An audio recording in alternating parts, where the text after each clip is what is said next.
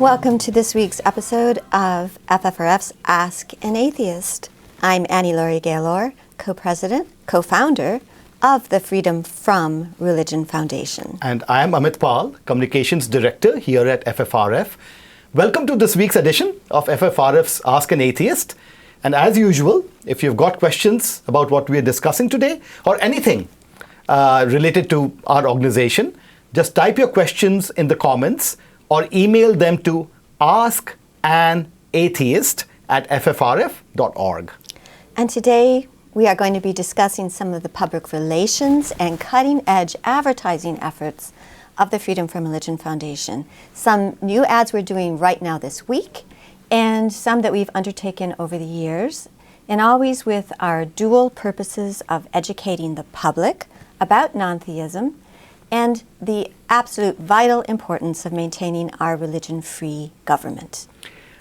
But before we get to that, let's check in with the other co-president of FFRF, Dan Barker, who's actually currently in Puerto Rico.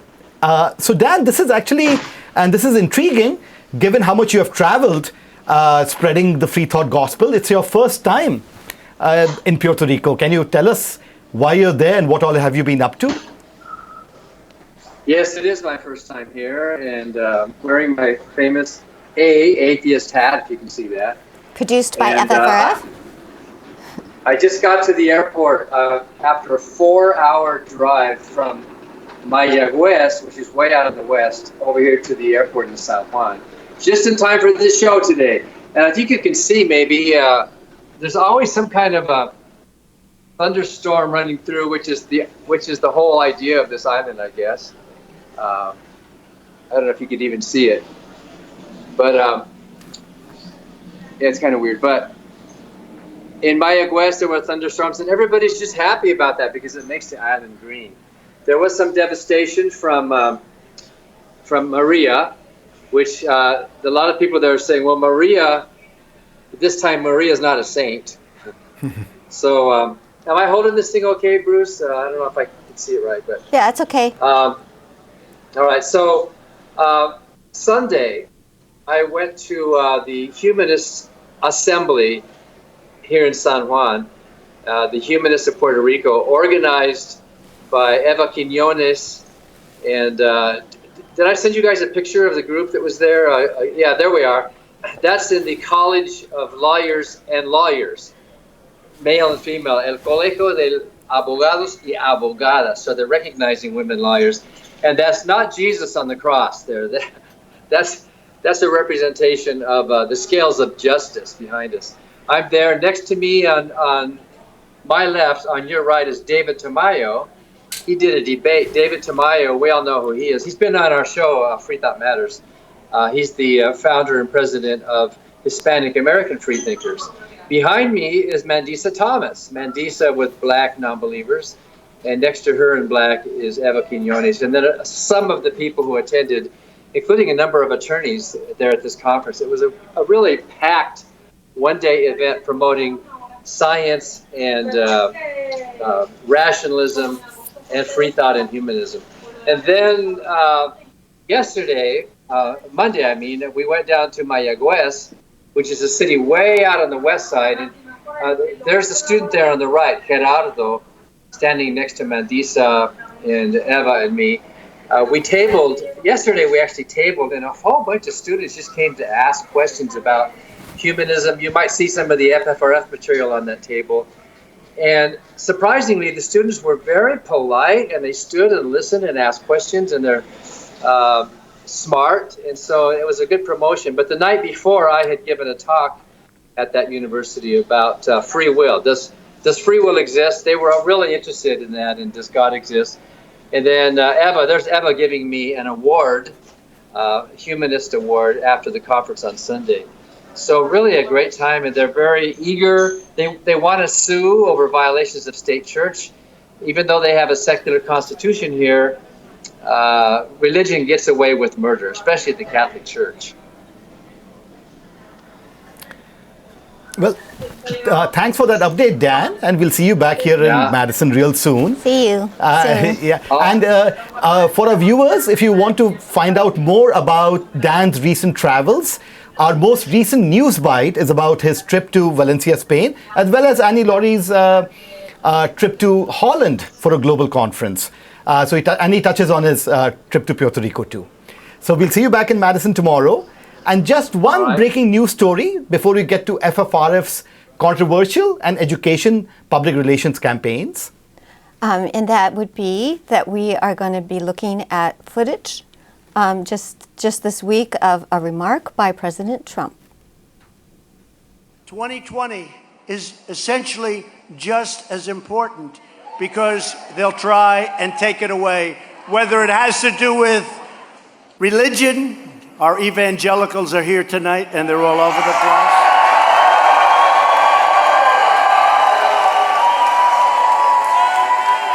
And what we've done for them and for religion is so important. You know, the other side, I don't think they're big believers. They're not big believers in religion, that I can tell you. You listen to some of them. They're trying to put out little statements. They're not working too well. Those statements are a little bit sort of not too good, huh? So this is pandering, this is atheist baiting, enough said. Well, now we move on to the main part of our program today. Laurie, what is new in FFRF's public relations campaign this week? I understand we have a number of breaking things on that front. Well, first we are running our iconic commercial that was so generously recorded for us by Ron Reagan. I guess we showed it if you were early to see this Facebook Live program, but we are airing it on national TV this week and next week, Monday through Thursday on The Daily Show. And let's take a look at that. Hi, I'm Ron Reagan, an unabashed atheist, and I'm alarmed by the intrusions of religion into our secular government. That's why I'm asking you to support the Freedom from Religion Foundation, the nation's largest and most effective association of atheists and agnostics, working to keep state and church separate, just like our founding fathers intended. Please support the Freedom from Religion Foundation. Ron Reagan, lifelong atheist, not afraid of burning in hell. Now, FFRF members will probably know that this commercial has been censored by national ABC, CBS, NBC, and even Science Discovery. But we have been allowed to run it on Comedy Central, as we were doing on The Daily Show with Trevor Noah this week. Did I say that right? Trevor Noah, not Noah, Trevor Noah, yeah. And we have run it successfully on MSNBC's Rachel Maddow's show, and we've also run it on CNN, but it has been barred by the national networks. And we, every year, I ask them to please reconsider this censorship. And I tried to get the commercial on tomorrow on the ABC Democratic debate that ABC's hosting in, I think it's Houston. Houston, yes. And they refused, which wasn't really a surprise. But so then I thought, well, let's run a more pertinent, in a sense, ad on separation of church and state that we first produced in 2012. When Rick Santorum was running for president, he made this awful comment that when, for some reason, he was talking about JFK's famous remarks in 1960 in Houston to the Protestant clergy when he was running for president and he was Catholic. Now, Santorum, for people who may have forgotten, and unfortunately there's too much of him on television, used to be a senator from Pennsylvania. Yeah, and then he ran for president and is Catholic. And he said that the remarks that JFK made to these Houston clergy made him want to vomit. Yeah. So I thought in 2 weeks' time, actually, we were able to produce, and I thought, let's take those actual remarks, the footage of the remarks, and turn it into an endorsement ad for separation of church and state. So let's take a look at that commercial.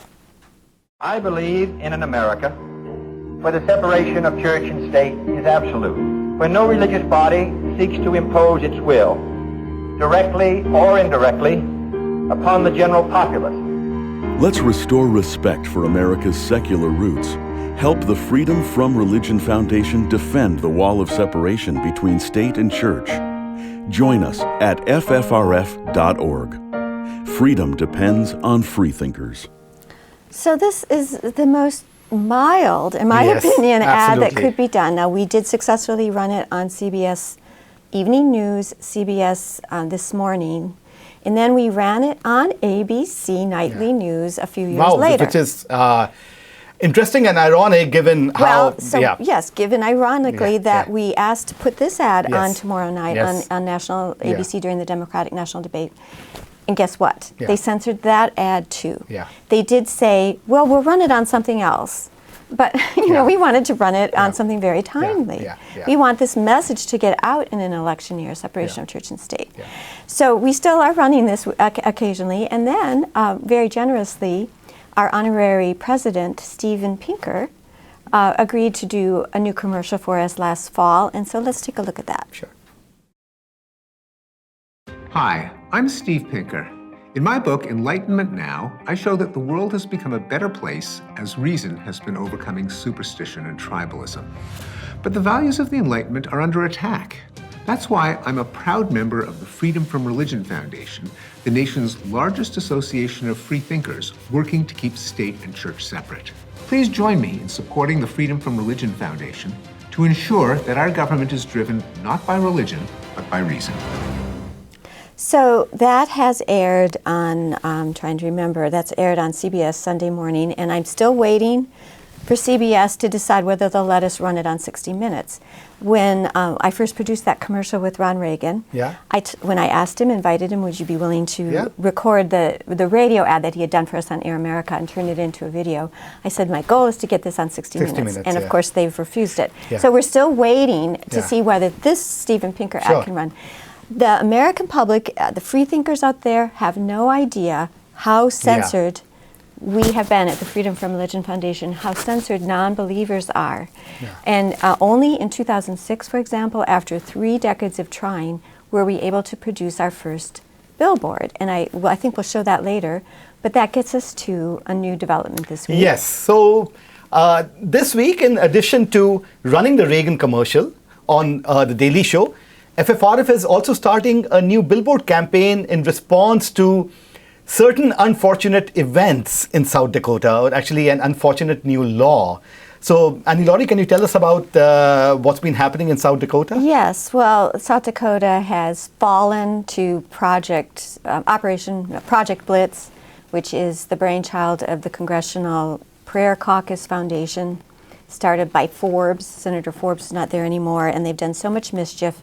And they have a cabal of religious right groups have formed this model state law language.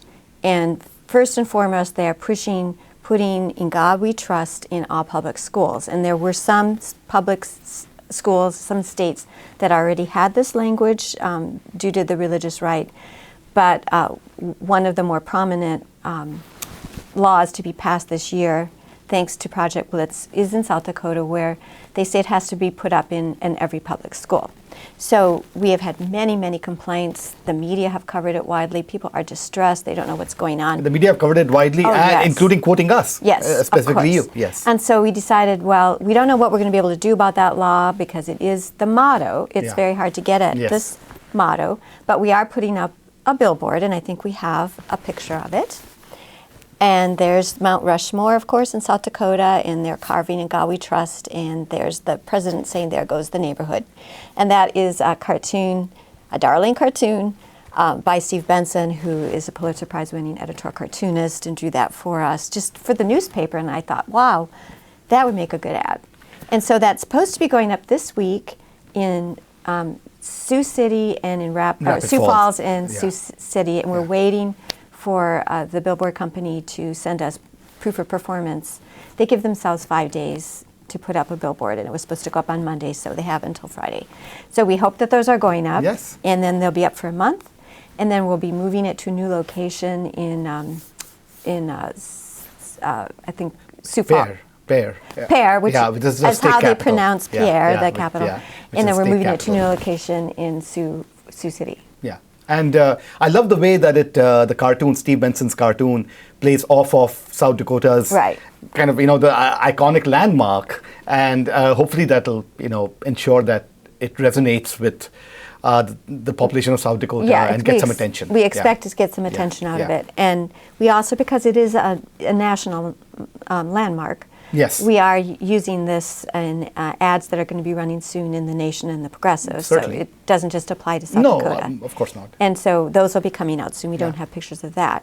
But now we have, I guess our staff has kindly put together kind of a collage of a bunch of advertising. I'm not quite sure what order it's going to come in, but we're going to take a look at all the advertising that we've been doing. Now, this is just a sample of what we call our out-of-the-closet billboards. When we started doing billboards for the first time in 2006, it seemed like every member had an idea for what they wanted on a billboard. And so we came up with this idea of individuals, real people, real members, having their photo taken for a billboard put up in their city with their own words on it. And we have done this all around the country.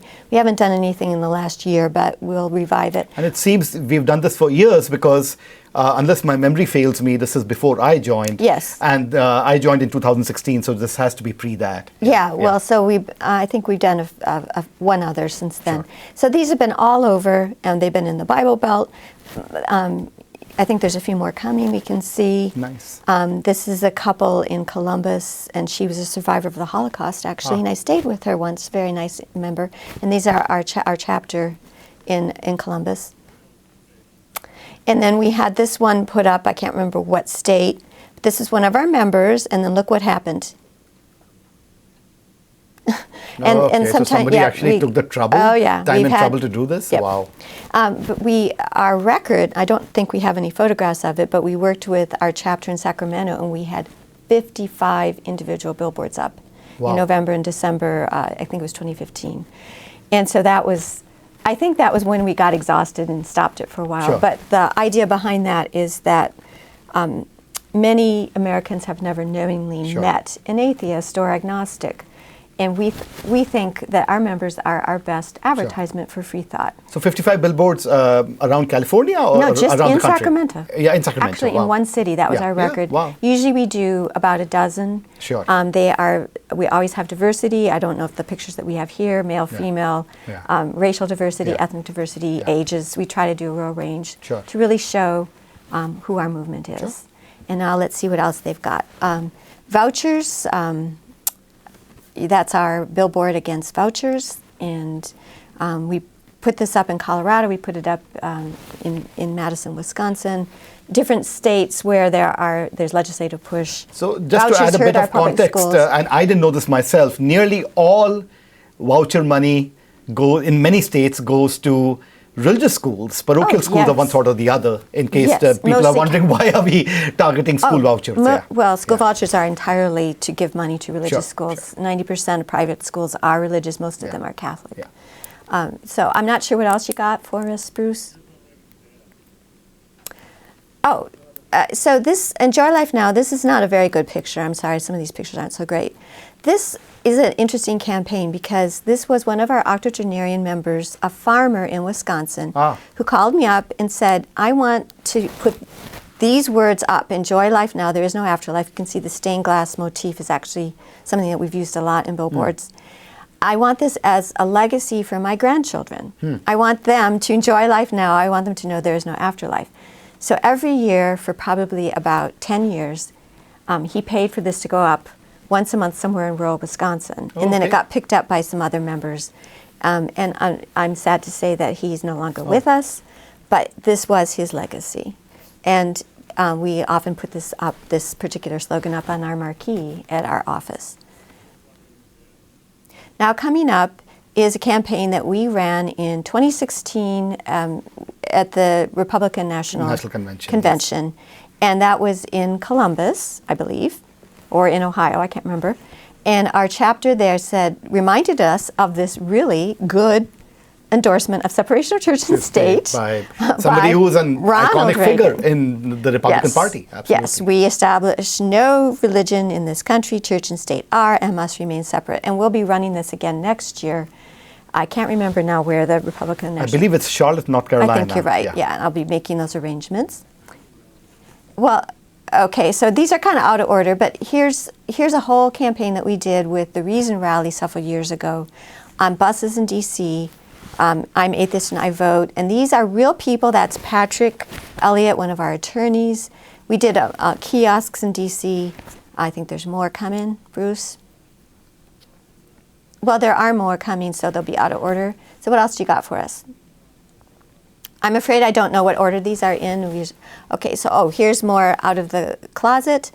And that is too bad that's showing the lead poisoning, but that's Amit Mehta, of course, Friendly Atheist, and he was part of our campaign. I think that was when you were here. We did that in Chicago with our Chicago chapter and Tom Cara. And he'll be speaking at our convention. He'll be speaking at our convention in a couple yes. of weeks. Yes. So I think these are really random. What are we getting now? I'm sorry. Yes, that's fine. Go ahead and show it. This is an ad in the New York Times. Don't let the religious right trump the First Amendment, one of many and of course of more recent vintage, just a year or two ago. Yeah. Yes. And I'm just going to wait for Bruce to load these. I don't know where this is celebrating our 40th anniversary last year. Go ahead and just show him, Bruce. This, now if you could hold that for a while, this was our most controversial and famous advertisement ever. I think it was 2010. And it was when Pope Benedict was, of course, Pope, and not Francis, and he was going after, arch conservative, going after the usual playbook of the Catholic bishops, anti-abortion, anti-contraception. That's what this one's about, anti-gay. And I think people will remember that, may not remember, that the Catholic bishops have constantly tried to foil Obamacare. And President Obama announced the contraceptive mandate, which is totally endangered today now too. But the Roman Catholic bishops announced a campaign to go after it. And if we could go back to that, could we go back to that, Bruce? So at that time, you can see that's a cartoon by Steve Benson that was run in the Arizona Republic. And there's a bishop saying it's I can't read that, can you? All the outrage. All the outrage over one little pill. Yeah, over something this small. And so the cartoon thing is a bit hard to swallow. This was a blog that I wrote, and then one of our members contributed. She liked it so much, she said, can you turn this into an ad in the New York Times? I'm going to give you seed money of $10,000. And then we raised the money for it. Wow. And the ad originally said, it's time to quit the Catholic Church. This version ran somewhere else. This ran in the USA Today or somewhere else. I guess we don't have the version. The New York Times wouldn't let us run it that way. They made us say it's time to consider quitting the Catholic Church, which hurts the headline. But it was directed to an open letter to liberal Catholics, but saying, haven't you had enough with the Catholic Church? And so this reverberated over social media for years. It was very much attacked. The New York Times was attacked. Is it Pamela Geller, the arch-conservative anti-Muslim woman? Yes. She came up with an ad, it's time to quit the Muslim religion or something like that, but it was a horrible ad. They rejected it. And and it came up at the stockholders meeting, and the New York Times defended our ad and defended not taking their ad. Yeah, that's interesting. Our I ad didn't was know this. reasoned. It wasn't bigoted. And so I think that it will never be forgotten.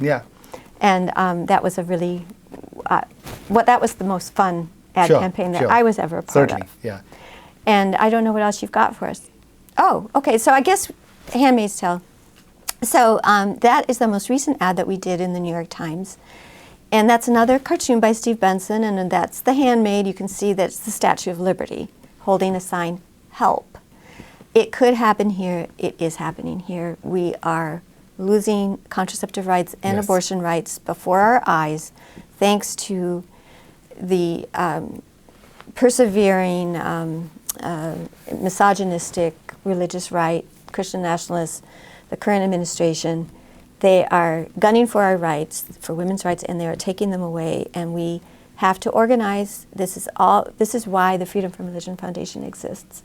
It was my mother's early work for abortion rights in Wisconsin and nationally that opened our eyes to the harm of ever having any religion in our government. That dogma belongs in the churches and private homes. It does not belong in our state statutes. And that's what's happening. And so We hope that if you're a member, thank you so much, and if you're not, we really hope that you will join us now and join other groups, anybody that is resisting the theocracy that we are seeing happen in front of us. And I have to say, there are so many other wonderful ads that we have taken, Billboards particularly. We have covered the gamut. We don't have the one that we ran last year in Science We Trust with the astronaut. Oh, yes. Now, this is an ad that we ran in Chicago. It was censored by one billboard company, and we were able to get it up a few places in Chicago.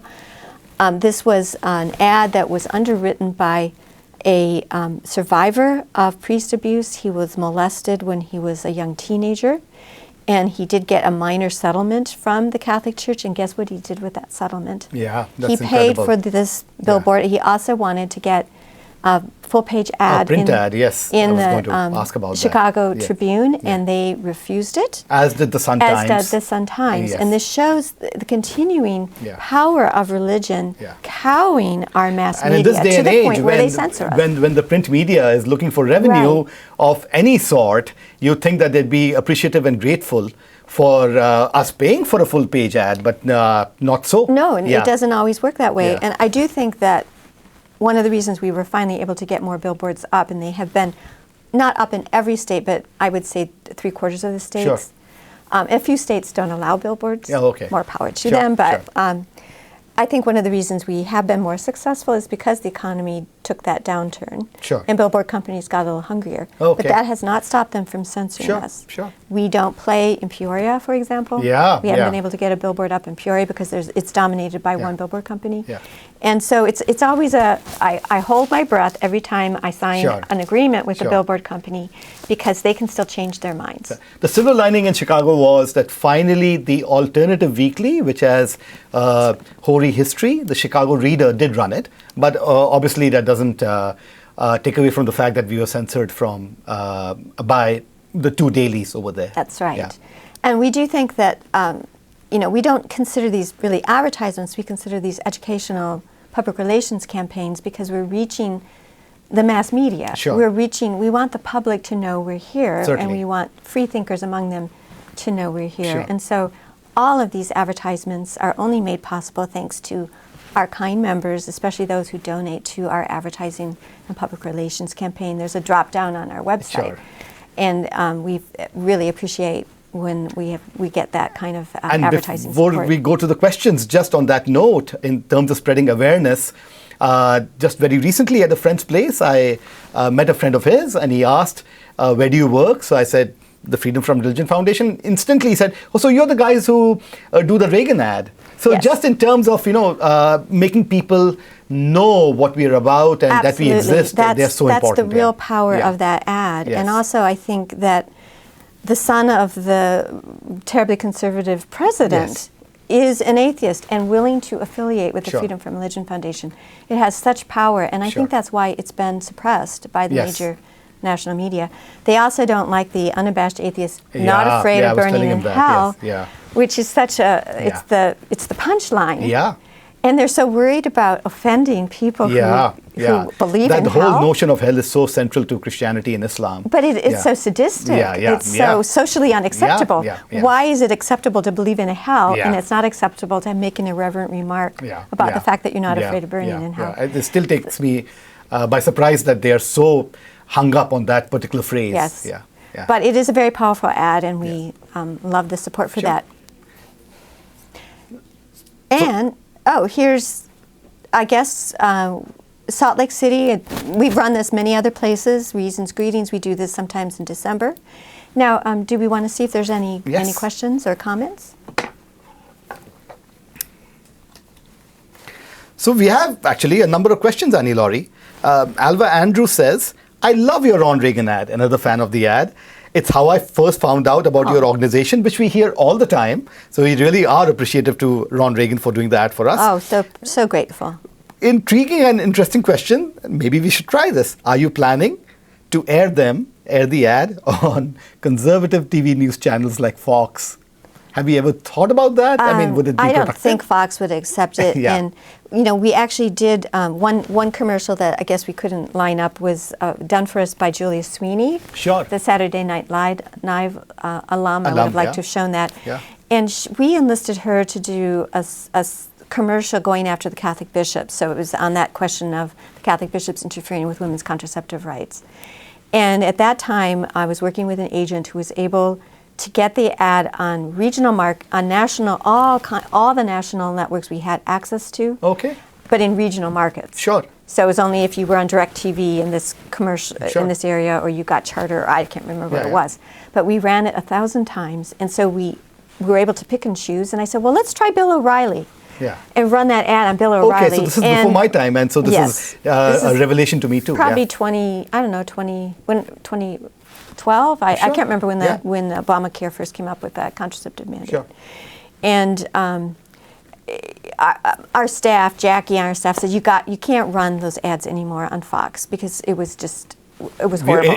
Inundated with just Inundated nasty. with hate mail. Nasty. And then people can really Communication, tie you up. email, and, calls.